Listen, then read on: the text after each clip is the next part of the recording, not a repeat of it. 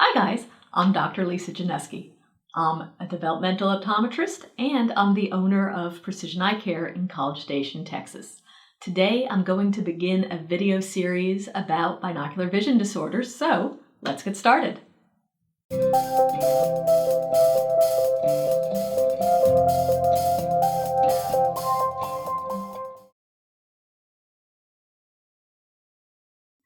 So, before we can discuss what binocular vision disorders are, we have to first define what binocular vision means.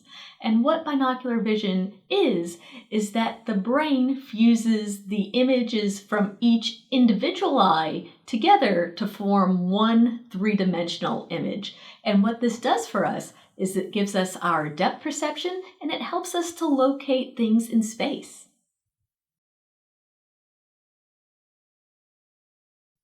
A binocular vision disorder is when the brain doesn't properly coordinate between the two eyes. The first type is very obvious even to the casual observer. You'll see one eye that turns in or that turns out. The second is only apparent to the person with the condition. They'll either see double or they'll suppress an eye.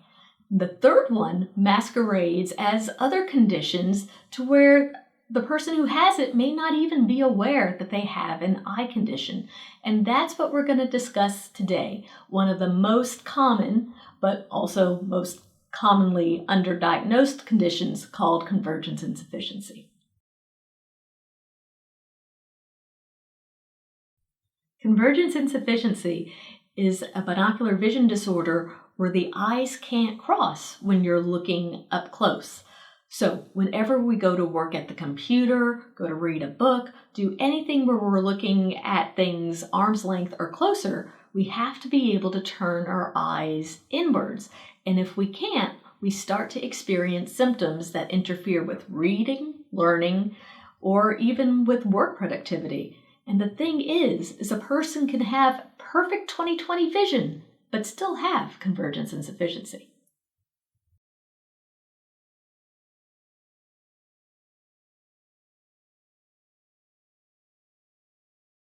Convergence insufficiency is the leading cause of eye strain, blurred vision, double vision, and headaches.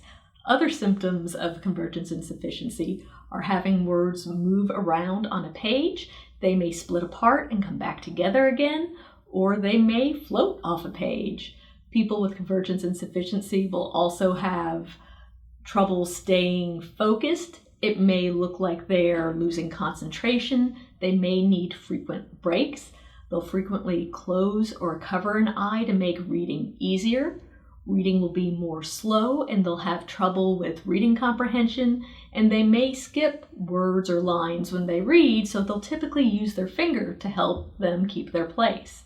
And all of these symptoms tend to become worse when a person is ill or anxious or when they've just had to do a whole lot of up-close work.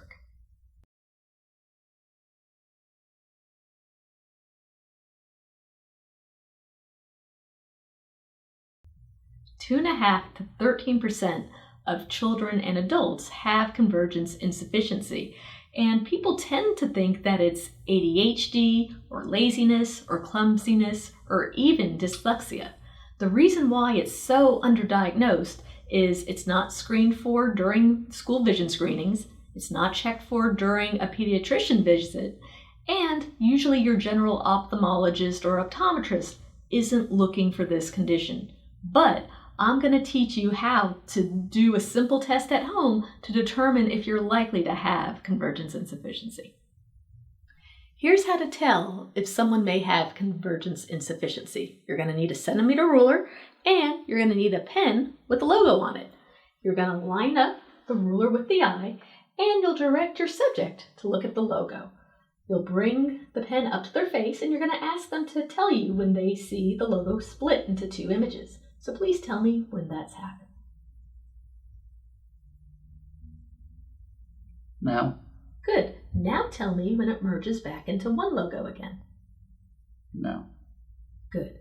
So what you're looking for is if everything is normal, the logo shouldn't split until you're 5 centimeters away from the eye, and it should refuse into one image before you get back to the 7 centimeter mark. Sometimes they won't see double, so what you'll do instead is, again, you'll line up your ruler, you'll tell them to look at the logo, and you'll watch to see when the eyes stop converging inwards and they shoot outwards.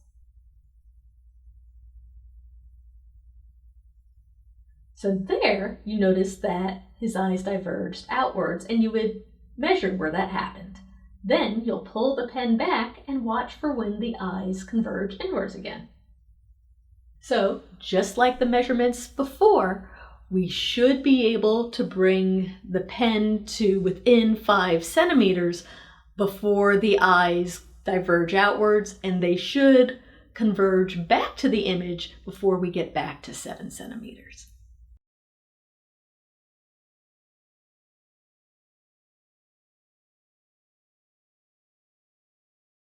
There's 2 ways to address convergence insufficiency. One way is more of a band-aid.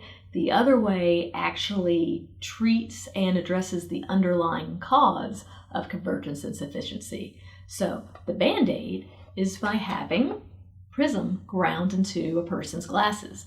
What prism actually does is it moves the person's world to where the eyes want to sit naturally so that the person isn't forced to keep their eyes in a crossed position when they're looking up close. The problem is that the underlying cause still hasn't been addressed. The way to actually address the underlying cause is with vision therapy, which is a series of eye-brain exercises that help the person be able to keep that position on their own. There was a study by the National Eye Institute that looked at the effectiveness of vision therapy, and they found that 75% of kids were able to be either completely symptom-free or had made marked improvements within 12 weeks of optometric vision therapy. So, scientific studies, optometry textbooks, and even ophthalmology textbooks all agree that the best way to treat convergence insufficiency is with vision therapy.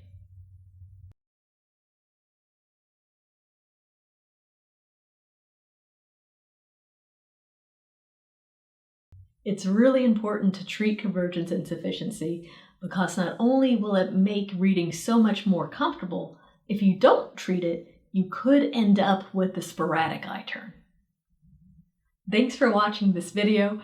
If you're interested in learning more about binocular vision, please watch the other videos in the series. In the meantime, if you have any questions, you can post them in the comments below, or you can call our office at 979-985-5305.